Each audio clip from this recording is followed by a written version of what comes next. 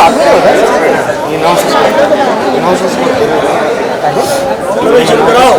अच्छा अच्छा है ना अरे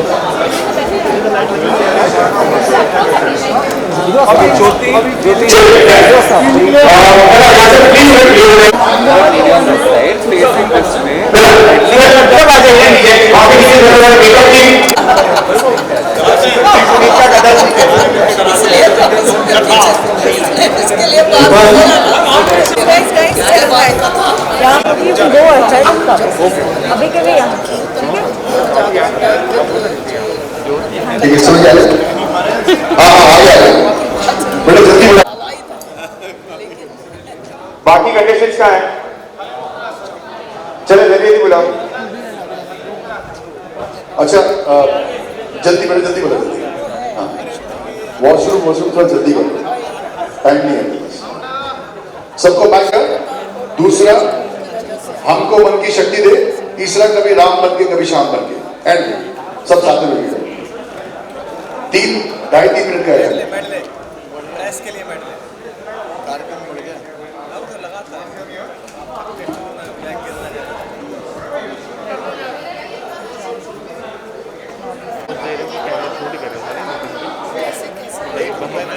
आगे दम लगाओ अंदर लो ना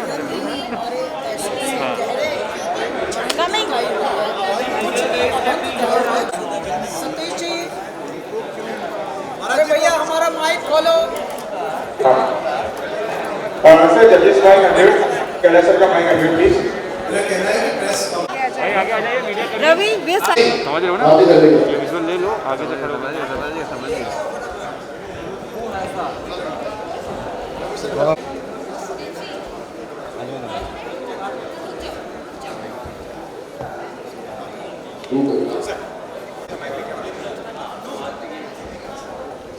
कृष्णा हाँ सर हाँ चलो फिर इसके बाद प्रेस कॉन्फ्रेंस की क्या सर एक मिनट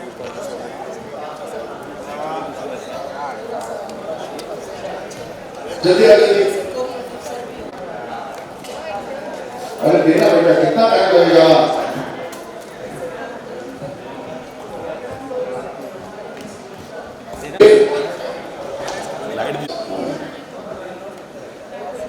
सबसे पहले आपको प्रणाम। हम आपसे ये जानना चाहेंगे कि जिस तरह से स्वर्ग भारत जो हम देख रहे हैं धीरे धीरे आगे बढ़ रहा है, तो इस प्रोग्राम के ज़रिए आप क्या संदेश देना चाह रहे हैं? वर्तमान परिस्थितियों में जिस तरह से मानवीय मन के पास है अवसाद, चिंताएं, द्वंद्व और बहुत से भ्रम हैं, उनके निवारण के लिए ये एक अद्भुत कार्यक्रम है। मुझे ऐसा लगता है इस समय मनोदशा में अवसाद है और बहुत सी आजीविका को लेके भी नाना प्रकार की दुश्चिंताएं हैं। कोरोना के इस काल में भी अगर हम देखें तो मनोदशा में एक बड़ी अस्थिरता रही है। स्वर्ण स्वर भारत का ये आयोजन और ये जो कुछ भी एक जो देखने को मुझे मिला है, मैं इसे सारस्वत अनुष्ठान कहूँगा। मुझे ऐसा लगा आज के कार्यक्रम में जैसे भारतीय संस्कृति, संस्कार, उसके सभ्यता और उसकी आद्य संवेदनाओं का प्रतिनिधित्व करता है ये स्वर्ण स्वर भारत, जो आदरणीय कैलाश जी, हमारे कुमार विश्वास जी, हमारे आदरणीय सुरेश वाडकर जी और रवि किशन जी जो हमारे साथ आज इस कार्यक्रम में रहे, तो मुझे ऐसा लगा कि सारी संवेदनाएं अत्यंत प्राच्य हैं।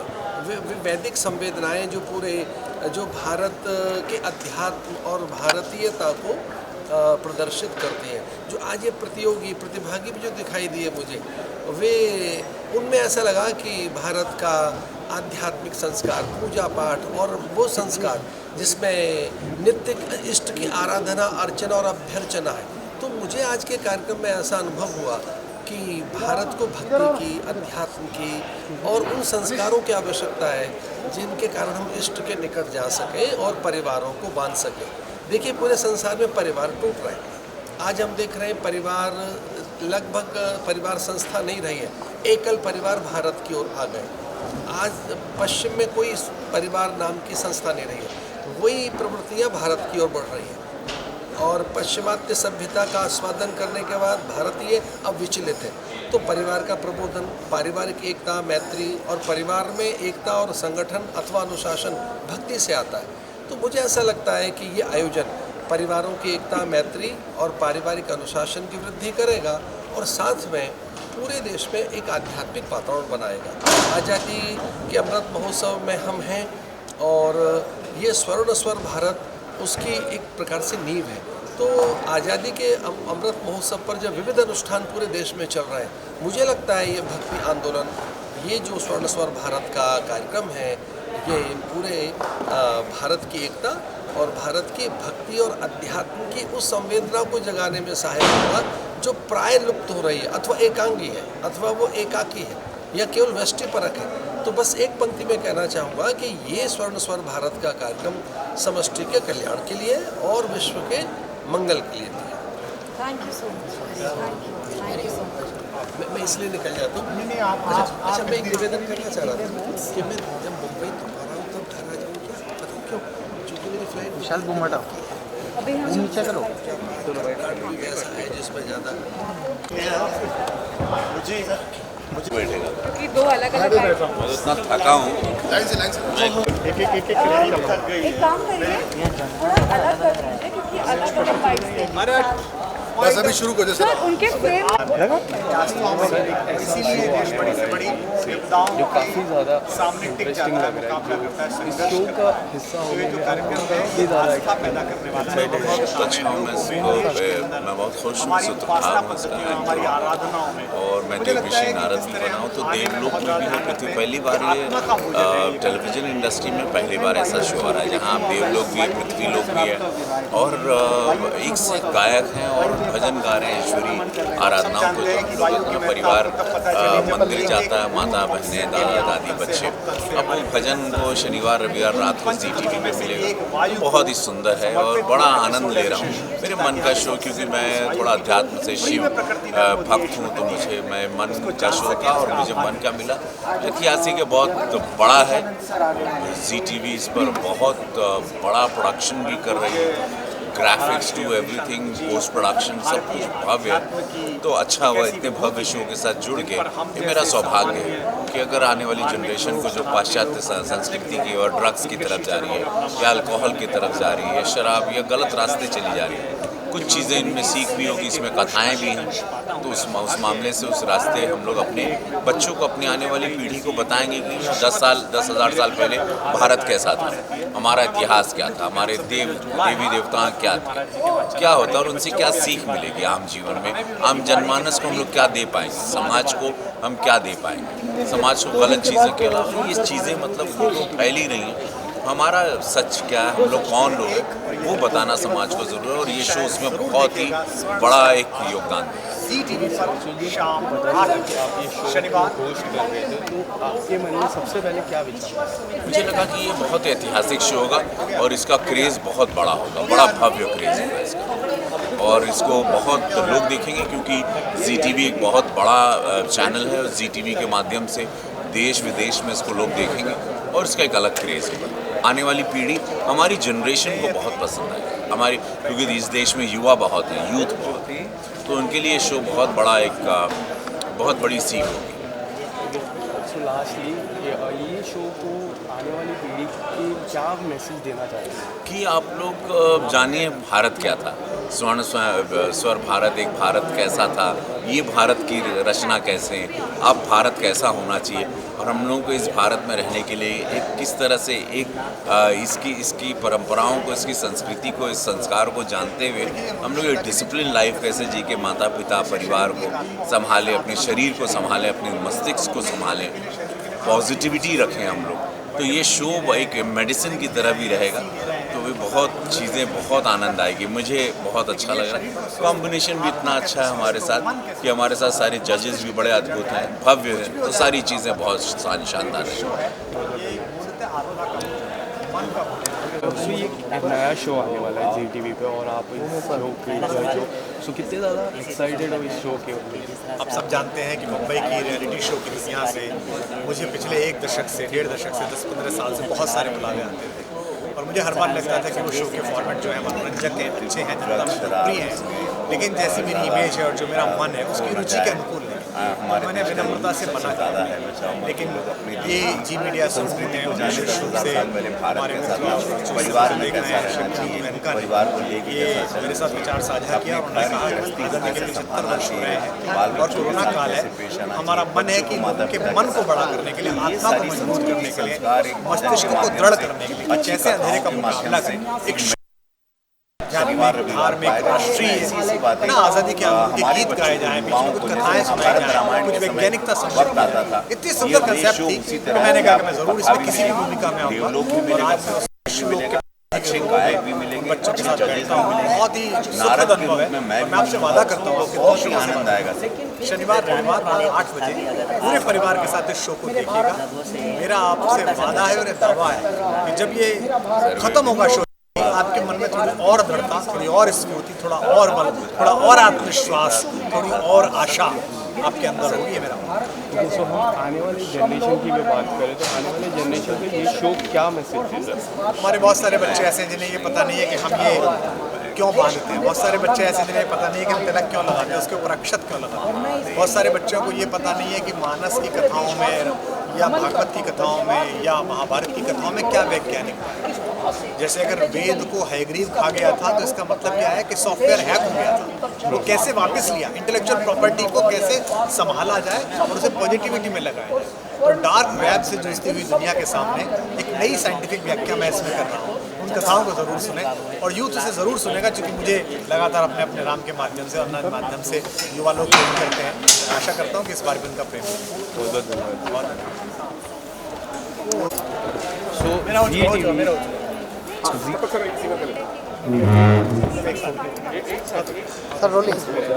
सो जी टीवी एक भव्य शो लेके आ रहा है और इस भव्य शो के आप दोनों जजेस हो, सो क्या कहना चाहोगे, कितने ज़्यादा एक्साइटेड हो इस शो को लेके?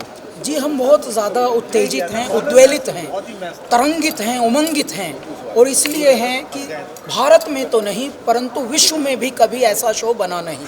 देखिए आध्यात्म और संगीत एक साथ आए। जब हम शुरू हो रहे थे अपने जीवन में संगीत में, तो हम क्योंकि आश्रम में पले बड़े हैं, गुरुकुल से ही आए थे, मैं गंगा किनारे आरती से पहले गाता था, कुछ अलग स्वच्छंद चीज़ें गाता था, तो सब पूछते थे मुझसे क्या गाते हो, कैसा गाते हो, तो मुझे पता भी नहीं होता था। क्यों? क्योंकि हमने विधिवत सीखा भी नहीं था। लेकिन जब इन इतने बड़े बड़े लोगों का गाना सुनते थे तब लगता था ये कैसी इंडस्ट्री होगी, ये कैसा भव्य दुनिया होगा संसार।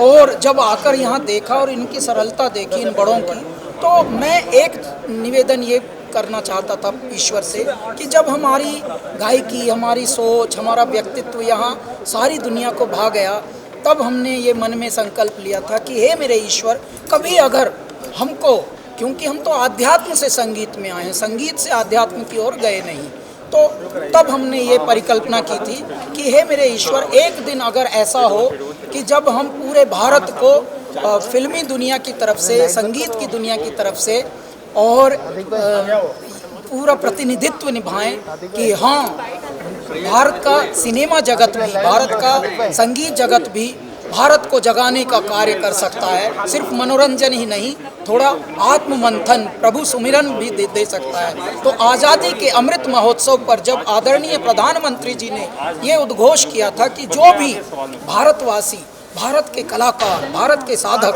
अलग अलग क्षेत्रों से भी हैं, वो अपने अपने क्षेत्र से ये उत्सव का भागीदार बने, तब हमने ये परिकल्पना की और आज ये संकल्पना मूर्त रूप ले रही है स्वर्ण स्वर भारत के रूप में। सर, आपने भारत में इतने अच्छे अच्छे गाने दिए, इतने विशाल गाने दिए, और मैं आपसे जानना चाहूँगा कि इस शो में आप जज रहे हो, तो कितने ज़्यादा एक्साइटेड है इस शो को लेके? बहुत ज़्यादा एक्साइटेड। और फिल्म सॉन्ग्स तो है ही हमारे, मैं जब से मेरा करियर शुरू हुआ है तब से आध्यात्मिक गानों, भजनों की तरफ भी मेरा रुझान रहा है। बहुत सारे भजन गाए हैं, मंत्र गाए हैं, और ये अलग और जब ये आएगा तो आप प्रोग्राम जो इसका कंसेप्ट ही पूरा अलग है।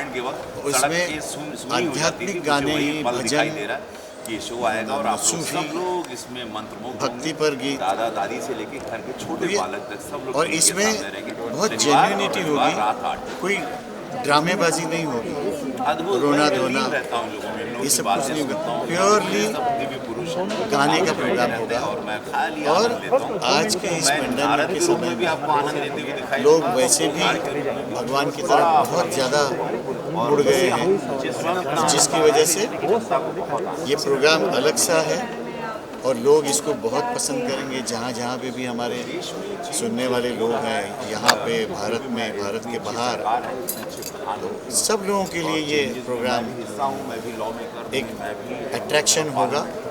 और मैं उम्मीद करता हूँ कि ये जैसे रामायण होती थी, महाभारत होता था टीवी पे, जब पूरी रोड्स खाली हो जाते थे, तो वही अवस्था आने वाली है इस प्रोग्राम की तहत।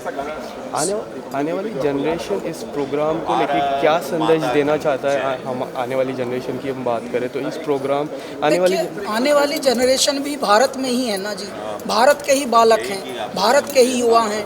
ये तो हम ही लोगों ने अपने युवाओं को उस तरह से ज़्यादा एक्साइटेड कर दिया है कि पश्चिमीकरण की तरफ भाग रहे हैं। उनको यंत्रों से खेलना अच्छा लग रहा है, बड़ी बड़ी जो इंटरनेशनल चीज़ें हो रही हैं वो उसकी तरफ ज़्यादा आकर्षित होते हैं। लेकिन इंटरनेशनल भी कोई भी चीज़ तभी आकर्षित होगी जब आपका नेशनल ठीक हो, क्योंकि अगर आपके घर में ही सुख ना हो, सुख सुविधा ना हो, तो आप विदेश की तरफ क्या लखाएंगे? तो अब तो विदेश हमारे भारत की ओर लखा रहे हैं। आप हैरान हो जाएंगे कि इस द्रोह काल में मेरा भारत क्या मिरेकुलस जंप मारा प्रगति का, कि एक बार हमारे पास पीपीई किट बनाने भर के लिए साधन भी नहीं थे और रास्ता भी नहीं था, आइडिया भी नहीं था। विद इन फ्यू मंथ्स हम लोगों ने क्या जंप मारा, हमारी सरकार ने, भारत सरकार ने और राज्य सरकारों ने, कि अब पीपीई किट, दवाई, हमारी वैक्सीन हमारी इतने बन गई कि मेरे दाता ने लगभग दूसरे देशों को अनुदान दे रहे हैं। एक्सपोर्ट तो कर रहे हैं साहब, अनुदान में भी दे रहे हैं भारत उस रूप में। देखिए ये हमारे बड़ों ने एक बात कही थी, हम लाए हैं तूफान से कश्ती निकाल के, इस देश को रखना मेरे बच्चों संभाल के। इतना भरोसा था उनको कि भैया ये काम कर लेना। तो आज के बच्चों पे भी तो भरोसा है ना, तो बस ये भरोसा ही जगा रहे हैं। Thank you so much. जी थैंक यू। बस भैया हरिओम भैया संस्पर्श को जीने वाले कैलाश भाई और इधर बैठे हैं गोरक्षपीठ से सांसद बहुत आत्मीय मित्र रवि किशन जी। तो मैं आप सबको बधाई देता हूं और जो एबीपी ने मुझे जिम्मेदारी दे दी है कि मैं साथियों से पूछ सकूं, मित्रों से पूछ सकूं, तो मैं सबसे पहले कमज़ोर है इसलिए पहले उसको थोड़ी प्राथमिकता दे देनी चाहिए कि रवि भाई, इस शो पर हम लोग गणतंत्र की बेला है अनगिनत हैं। ये दिन इस देश ने देखा है जब हमने अपना संविधान आत्म किया है। तो ये जो स्वर्ण स्वर भारत का स्वर गूंज रहा है, इसके अनुभव को आप हमारे दर्शकों के साथ साझा करें। धन्यवाद। वंदे मातरम के साथ मैं आपको प्रणाम करता हूं और इस आज़ादी के महत्व को आप समझें। आज़ादी का अमृत महोत्सव मना भारत के इस भव्य मंच पर, और साथ ही साथ अपने देशवासियों को भी बता रहे हैं कि आपके संस्कार क्या थे, आपके 10,000 साल पुराना भारत क्या था, आपकी संस्कृति क्या थे, मर्यादा पुरुषोत्तम क्या थे, गृहस्थ आश्रम क्या था। अभी ड्रग्स का कल्चर आ गया है, पाश्चात्य का कल्चर आ गया। मैं युवाओं के लिए भी एक बड़ा संदेश है। तो ये शो के माध्यम से बहुत सारी दवाएं भी आ रही हैं, मेडिसिन भी हैं। मैं शनिवार रविवार रात 8 बजे ZTV पर ये शो आ रहा है, जिसमें मेडिसिन भी हैं, इंसानी मानवता की बातें भी हैं, दिल को छूने वाली भी बातें हैं, अच्छे गायक भी हैं। त्रिदेव ऐसा कॉम्बिनेशन पहली बार, लीथल कॉम्बिनेशन जिसको कहते हैं, जो इस देश में आ रहा है। उसके साथ योग्यता बहुत कम है, मन का इम्यूनिटी बूस्टर बहुत कम है, मस्तिष्क का इम्यूनिटी बूस्टिंग बहुत कम है। मैं आपसे प्रॉमिस कर रहा हूँ, वादा कर रहा हूँ कि आप रात 8 बजे ZTV, Zee Anmol, ZEE5 पूरा परिवार थोड़ी अधिक एनर्जी, थोड़ी अधिक पॉजिटिविटी, थोड़े अधिक बल के साथ आपको मिलेगा। मेरा सौभाग्य है कि मैं इन दिनों मंच साझा कर रहा हूँ एक ऐसे दिग्गज के साथ, एक ऐसे लिविंग सुनकर हम ये महसूस करते हैं कि रफ़ी साहब के साथ खड़े हुए थे। इन्होंने लता दीदी के साथ गाया है, इन्होंने रविंद्र जी के साथ काम किया है, राज कपूर जी के साथ काम किया है। और मेरा